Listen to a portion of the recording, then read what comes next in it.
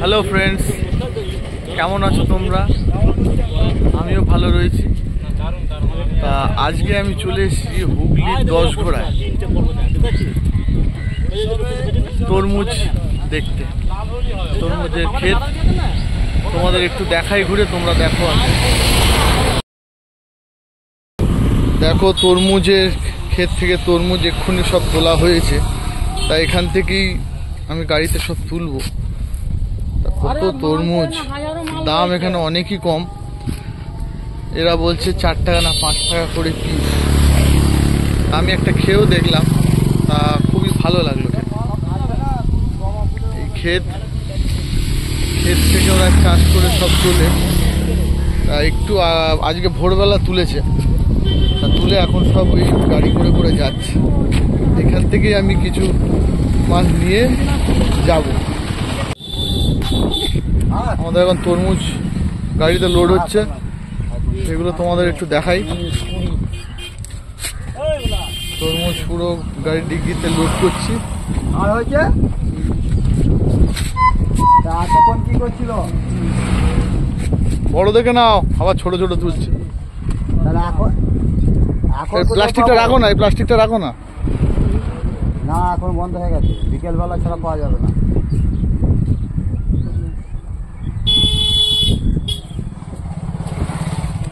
বড় দেখে নাও, বড় দেখে নাও। বড়ই দিচ্ছি দাদা, আপনাকে দিন।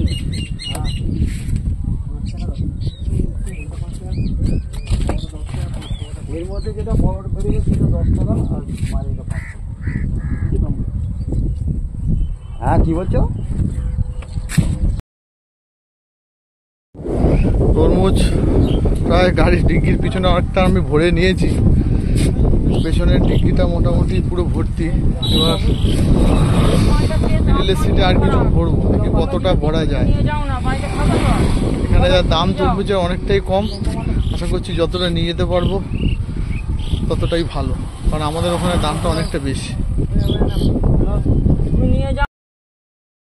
দাদা, তোমার নামটা কি? আমার নাম প্রভাত মালিক। প্রভাত মালিক, আচ্ছা। তুমি থাকো কোথায়? আমি থাকি রতিপুর চরডাঙ্গা, আমার বাড়ি ধনেখালি থানা।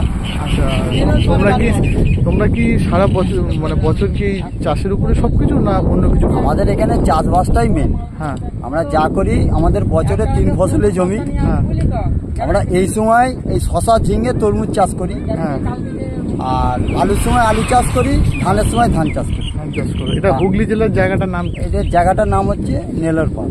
মানে হুগলি 10 ঘোড়া নেলোর? হ্যাঁ, 10 ঘোড়া 1 নম্বর। 10 ঘোড়া 1 নম্বর। তো এবারে তোমরা তরমুজের চাষ কিরাম বুঝছো, কতটা হয়েছে? তরমুজের চাষ বলতে এবছর ফলন খুব একটা ভালো হয়নি, ফলন ভালো হয়, দামও খুব একটা পাইনি। হ্যাঁ। যার জন্যে এবছর লাভ যদিও না হয়, দুমুখ সমান হয়েছে। হ্যাঁ। তা এখানে তরমুজের এখন দাম চলছে 8.5 টাকা থেকে 9 টাকা। আগে যেগুলো বড় তরমুজ, হ্যাঁ। আর ছোটগুলো যে যেমন বেচে 3 টাকা, 4 টাকা, 5 টাকা, মানে কিলো বাদ দিয়ে, মানে পিসে চলে যায়। যেগুলো 3-4 টাকা করে পিস, হ্যাঁ। ওইগুলো তো কেজি, মানে একটা কত কেজি হবে? 1.5 কেজি, 1 কেজি? হ্যাঁ, 1.5 কেজি 1800 এরকম ওজন হবে। মানে সেগুলোর দাম পড়ছে 3 থেকে 4 টাকা। 3 থেকে 4, মানে 1.5 কেজির দাম 3-4 টাকা। 3-4 টাকা দাম অনেকই কম। ফলনও তো তোমাদের মোটামুটি ফলন খুব একটা ভালো নয়, ভালো হয়নি। এবারে কম হয়েছে, এবারে কম হয়েছে। তুলনামূলক এবারে একটু কম হয়েছে। সাইজগুলো সব ছোট ছোট হয়েছে এবারে নাকি? মানে বড় যে তরমুজ ছিল, মানে 5 টাকা 6 কেজি 7 কেজি যে ওজন ছিল, যে বড় তরমুজ, বড় তরমুজ মানে 6 কেজি 7 কেজি যেগুলো ওজন, হ্যাঁ, সেগুলো গাড়িতে চলে গেছে, সেগুলো লোড করে বাইরে চলে যায়। আর যেগুলো ছোট থাকে, এখন আপাতত এই ছোট মালটা আছে, ছোট মালটা রয়েছে। তাতে তোমরা এই পাইকারি যারা নিতে চাইছে বিক্রি করে দিচ্ছ? কারণ হচ্ছে পাইকারি নিতে চাইছে, যে 1টা 2টো 5টা 10টা, যে 1 বস্তা 2 বস্তা নিচ্ছে। হ্যাঁ।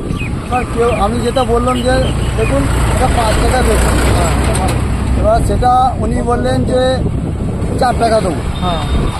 এবার আমার তো চাষের মাল, আমি যাতে মালটা বেচা কিনা হয়ে যায়, শেষ হয়ে যায়, মালটা রাখলেই তো আমার নষ্ট হবে, আমার ক্ষতি। যতটুকু উঠে আসবে, যার জন্য আমরা ওইটাই এই দামে ছেড়ে। দেখ, ভালো।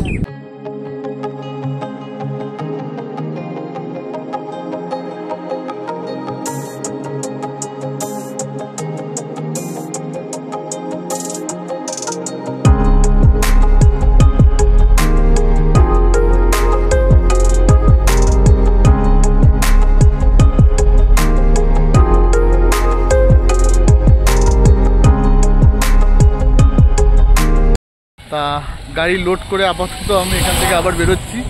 পুরো গাড়িতে আর জায়গা নেই, পেছনে আর ডিগ্গিতে পুরো ভর্তি করে আপাতত নিয়েছি। সেগুলো নিয়ে এখন আমরা কলকাতার বাড়ির দিকে যাব। তরমুজটা আমি খেয়েও দেখলাম, ভেবেছিলাম হয়তো একটু ছোটো হলে যেগুলো হয়তো এই হবে। তো আমরা একটা জিনিস জিজ্ঞেস করলাম, ওরা যেটাই বললো সন্দেহ হলে আপনি কাটতে বলুন, আমরা কেটে দিচ্ছি, কেটে খাওয়াচ্ছি।